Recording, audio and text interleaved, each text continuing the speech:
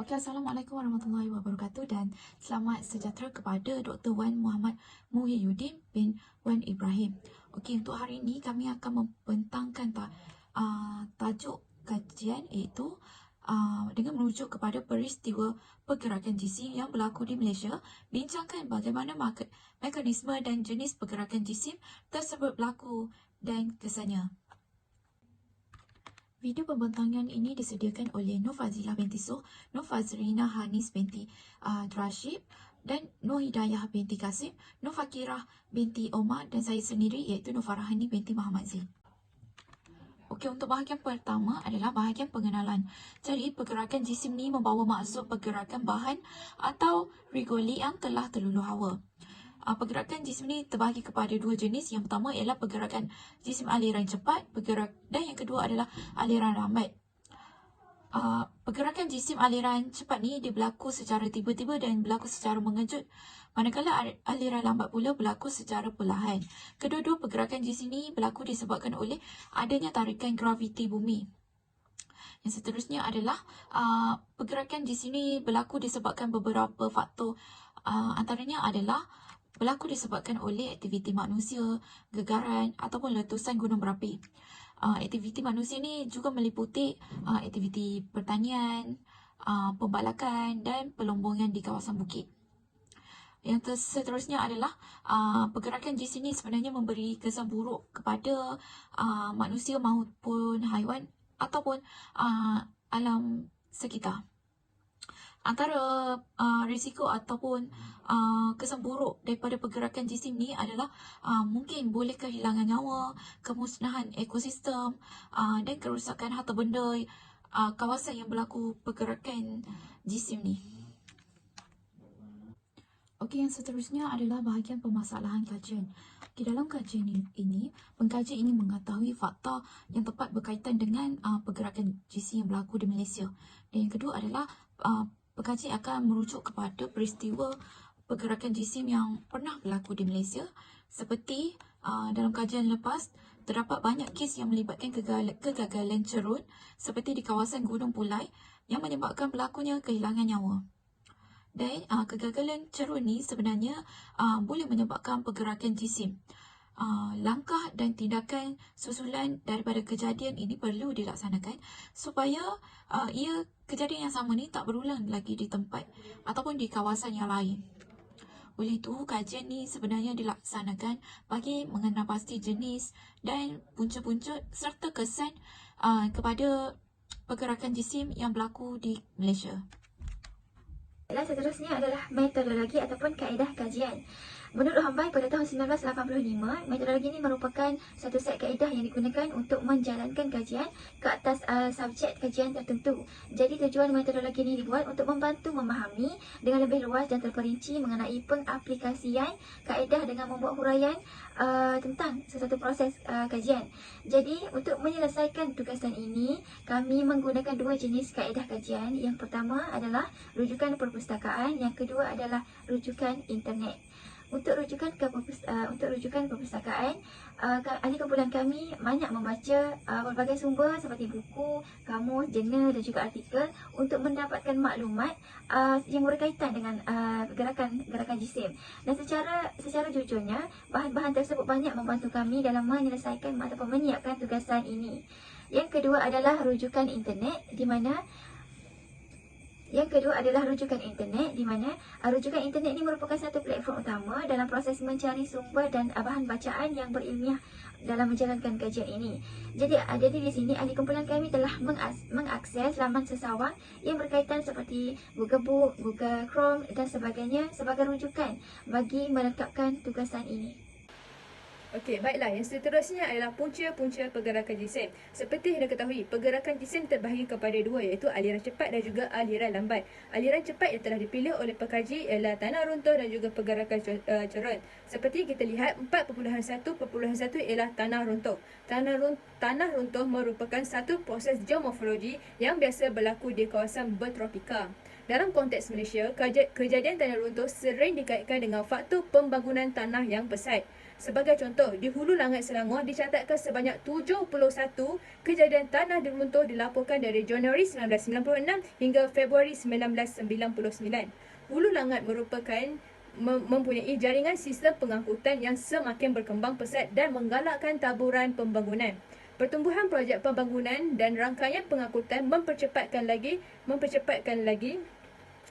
pembangunan kawasan di Hulu Langat. Secara umumnya, taburan tanah ini sangat dipengaruhi oleh aktiviti pembangunan di satu-satu kawasan, terutamanya melibatkan proses penggondolan bukit dan juga pemotongan cerun. Seperti yang kita ketahui, apabila berlakunya ataupun apabila hendak melakukan satu projek pembangunan, pokok-pokok dan juga aktiviti penarahan bukit akan dilakukan. Oleh itu, apabila ketiadaan pokok, maka tiadalah cengkaman akar daripada tanah, maka tanah itu akan menjadi poros dan mudah diruntuh.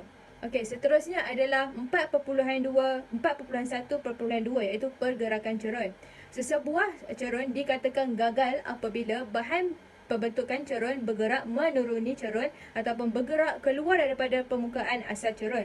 Dalam kebanyakan kes di Malaysia, hujan yang lebat berpanjangan menjadi faktor yang mencetus pergerakan cerun ini. Kebanyakan kegagalan cerun berlaku pada musim tengkujuh di antara bulan November hingga bulan Februari setiap tahun. Sebagai contoh yang dapat kita lihat di Malaysia adalah di pusat Falak Sheikh Tahir, Pantai Aceh, Pulau Pinang, telah dikejutkan dengan kejadian pergerakan cerun. Punca berlakunya kejadian ini adalah disebabkan oleh kegagalan stone pitching sebagai pelindung cerun ataupun dipanggil sebagai protection stone akibat hujan lebat sehingga menyebabkan batuan-batuan tersebut gelongsor.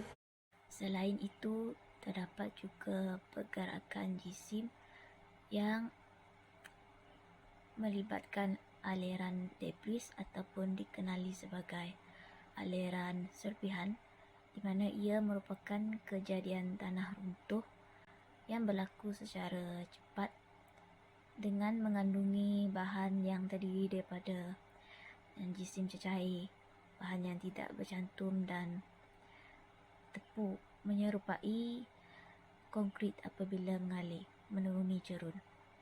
Jadi terdapat sekurang-kurangnya 50% zarah-zarah adalah terdiri daripada pasir ataupun zarah yang lebih besar seperti pokok, batuan dan lain-lain menuruni cerun mengikut graviti.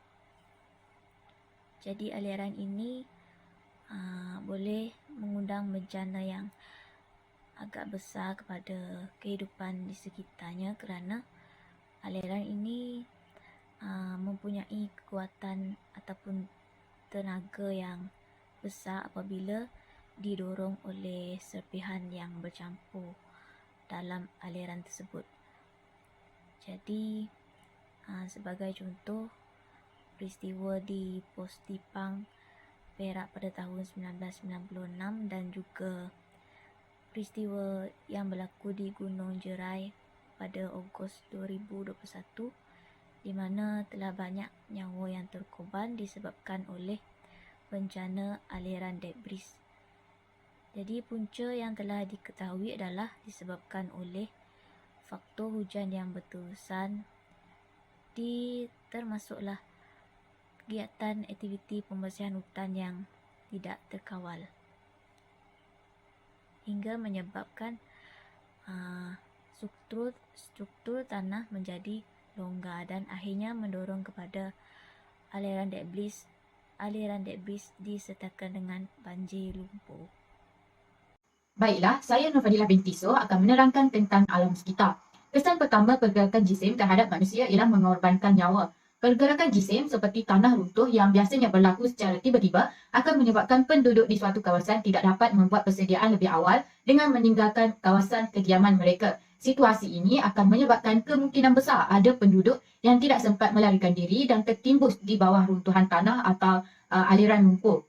Kejadian ini akan menyebabkan mangsa yang tertimbus mengalami kecederaan yang teruk, kesukaran untuk bernafas yang seterusnya atau lemas yang seterusnya akan membawa kepada kematian. Contohnya, tragedi tanah runtuh yang berlaku di Hulu Langat pada tahun 2011 telah mengorbankan 16 daripada 25 orang mangsa yang tertimbus. dalam kejadian tanah runtuh tersebut. Manakala kejadian aliran lumpur di perkampungan penempatan orang asli di Pos Dipang, Kampar Perak pada tahun 1996 telah mengorbankan 44 nyawa. Kesan pergerakan jisim yang seterusnya ialah menyebabkan kemusnahan harta benda dan infrastruktur di kawasan kejadian. Penduduk yang terlibat dalam kejadian tanah runtuh dan pergerakan cerun akan mengalami kemusnahan harta benda akibat tertimbus di bawah runtuhan tanah atau batuan. Pergerakan cerun, tanah runtuh dan aliran lumpur yang berlaku secara tiba-tiba akan menyebabkan harta benda penduduk seperti kereta dan rumah tidak dapat diselamatkan dan tertimbus di bawah runtuhan atau lumpur sehingga menyebabkan berlakunya kemusnahan dalam skala yang besar. Kejadian-kejadian ini juga akan menyebabkan infrastruktur seperti jalan raya, pusat bekalan air dan elektrik musnah. Contohnya, kejadian pergerakan cerun di pusat Falak Sheikh Tahir Pantai Aceh telah menyebabkan berlakunya kerosakan jalan akibat jatuhan batu dan tanah yang menyebabkan jalan tertutup dan pecah. Seterusnya, pergerakan jisim juga akan menjejaskan kegiatan ekonomi penduduk setempat. Kejadian tanah runtuh dan aliran lumpur akan menyebabkan sektor ekonomi terjejas, terutamanya apabila runtuhan tanah dan lumpur menimbusi kawasan-kawasan yang berlakunya kegiatan ekonomi. Contoh, runtuhan tanah dan lumpur yang menimbusi kawasan pertanian akan menyebabkan aktiviti pertanian tidak dapat dilakukan dan hasil tanaman sedia ada musnah. Kejadian-kejadian ini juga akan menyebabkan sektor pelancongan terjejas kerana pelancong-pelancong dari dalam dan luar negara takut untuk melancong di kawasan tersebut kerana risau akan keselamatan diri dan keluarga. Contohnya, tragedi aliran lumpur di Pos Dipang pada tahun 1996 telah menenggelamkan hasil tanaman penduduk dan meranapkan segala kemudahan sedia ada sekaligus telah menyebabkan kemusnahan dan kerugian yang besar kepada penduduk di kawasan tersebut. Selain dari memberi kesan kepada manusia, kejadian pergerakan jisim juga turut memberi kesan kepada alam sekitar. Kejadian pergerakan jisim telah memberi kesan kepada alam sekitar, terutamanya sumber air. Kejadian pergerakan jisim seperti tanah runtuh dan aliran lumpur akan menyebabkan berlakunya pencemaran air. Partikel-partikel tanah dan lumpur akan dibawa ke sumber air berdekatan apabila hujan menyebabkan air sungai tercemar, sumber air tercemar dan berlumpur. Situasi ini secara tidak langsung akan menyebabkan sumber air tersebut menjadi cetek dan berkelodak serta tidak sesuai untuk digunakan oleh penduduk. Tragedi aliran lumpur yang berlaku di Pos Dipang telah menyebabkan sungai di kawasan tersebut menjadi kotor dan berlumpur. Baiklah, pergerakan jisim juga telah menyebabkan berlakunya perubahan landscape di suatu kawasan. Landscape asal seperti kawasan pertanian atau kawasan penempatan akan berubah menjadi landscape yang baru setelah berlakunya pergerakan jisim. Aliran lumpur dan tanah runtuh serta pergerakan cerun akan menyebabkan berlakunya perubahan landscape yang ketara terhadap sesuatu kawasan. Kejadian tanah runtuh dan pergerakan cerun akan menyebabkan kawasan cerun menjadi landai, manakala kejadian aliran lumpur juga akan menyebabkan kawasan pertanian atau penempatan ditenggelami lumpur dan membentuk satu landscape fizikal yang baru. Contohnya dapat dilihat selepas kejadian aliran lumpur atau banjir lumpur di Pos Dipang di Kampar, keseluruhan penempatan orang asli musnah akibat kejadian aliran lumpur sehingga menyebabkan kawasan tersebut bertukar menjadi lautan lumpur. Jadi sebagai kesimpulannya, gerakan jisim ini mampu menyebabkan kemerosotan kepada alam sekitar dan menjejaskan ekonomi negara kerana kerosakan dan kerugian harta benda yang dialami. Jadi sebagai langkah keselamatan untuk jangka panjang, proses pemeliharaan dan pemuliharaan di cerun-cerun bermasalah yang sedia ada perlu digerakkan melalui pemantauan ke atas petunjuk geomorfologi yang memungkinkan berlakunya kejadian tanah runtuh pada masa akan datang. Jadi berbagai langkah perlu diambil oleh semua pihak untuk mengatasi kejadian gerakan jisim ini. Jadi antara langkah yang boleh diambil adalah pihak kerajaan perlulah menguatkuasakan undang-undang dan peraturan seperti Akta Pemeliharaan Tanah dan Akta Parit dan Bangunan. Jadi selain itu, langkah yang boleh diambil oleh semua masyarakat juga, oleh semua pihak juga adalah dengan menggiatkan penanaman tutup bumi seperti rumput dan tumbuhan jenis kacang yang mana akar tumbuhan tersebut berfungsi untuk memegang dan mencengkam tanah yang dicerun. Yang kedua adalah melalui pembinaan tembok di mana yang dibina di kaki cerun untuk menahan pergerakan tanah. Dan selain itu, kita juga boleh membuat penyiminan permukaan, sistem perparitan dan juga menggunakan lapisan plastik Dan juga kita boleh buat melalui pendidikan seperti pendidikan alam sekitar, dan akhirnya apa yang semua pihak juga boleh buat adalah dengan menjalankan kempen bagi bertujuan untuk menyedarkan orang ramai tentang kepentingan pengurusan kawasan Cerong dengan lebih berkesan.